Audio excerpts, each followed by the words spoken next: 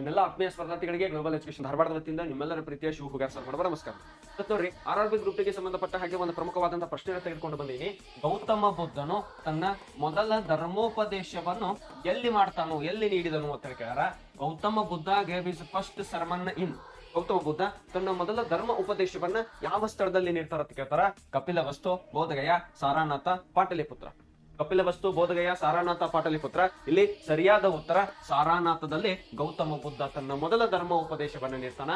ಹಾಗಾದ್ರೆ ನೀವು comment box ಒಳಗೆ ಕಮೆಂಟ್ ಮಾಡ್ರಿ. ಏನಪ್ಪಾ ಅಂದ್ರ ಗೌತಮ ಬುದ್ಧ ನೀಡಿದಂತ ಮೊದಲ ಉಪದೇಶದ ಸಂಕೇತ ಏನು?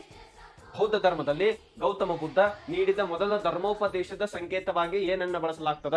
ನೀವು ಕಮೆಂಟ್ ಬಾಕ್ಸ್ ಒಳಗೆ ಕಮೆಂಟ್ ಮಾಡ್ರಿ. ಮತ್ತೆ ಇದೇ ರೀತಿ ಸರಿಯಾದ ಕ್ವಶನ್ಗಳು, ಸರಿಯಾದ ಮಾರ್ಗದರ್ಶನ ಬೇಕಾಗಿದ್ರೆ ನಮ್ಮ ಯೂಟ್ಯೂಬ್ ಚಾನಲ್ ಅದ ಗ್ಲೋಬಲ್ ಎಜುಕೇಶನ್ ಅಂತೇಳಿ, ಅದಕ್ಕೂ ಸಬ್ಸ್ಕ್ರೈಬ್ ಮಾಡ್ರಿ. ಮತ್ತೆ ನಮ್ಮ ಇನ್ಸ್ಟಾಗ್ರಾಮ್ ಚಾನಲ್ ಅನ್ನು ಫಾಲೋ ಮಾಡ್ರಿ. ಗ್ಲೋಬಲ್ ಎಜುಕೇಶನ್ ಧಾರವಾಡದಲ್ಲಿ ಅಕ್ಟೋಬರ್ 5ರಿಂದ ಅರ್ಜುನ ಬ್ಯಾಚ್ ಅನ್ನು ಆರಂಭ ಮಾಡ್ತಾ ಇದ್ದೇವೆ. SSC GD ಗೆ ಸಂಬಂಧಪಟ್ಟ ಹಾಗೆ ಆಸಕ್ತ ಅಭ್ಯರ್ಥಿಗಳ ಜಾಯಿನ್ ಆಗ್ರಿ. ಕೆಳಗಡೆ ಕಾಣ್ತಕ್ಕಂಥ ಕಾಂಟ್ಯಾಕ್ಟ್ ನಂಬರ್ಗೆ ಕರೆ ಮಾಡ್ರಿ. ಜೈ ಹಿಂದ್.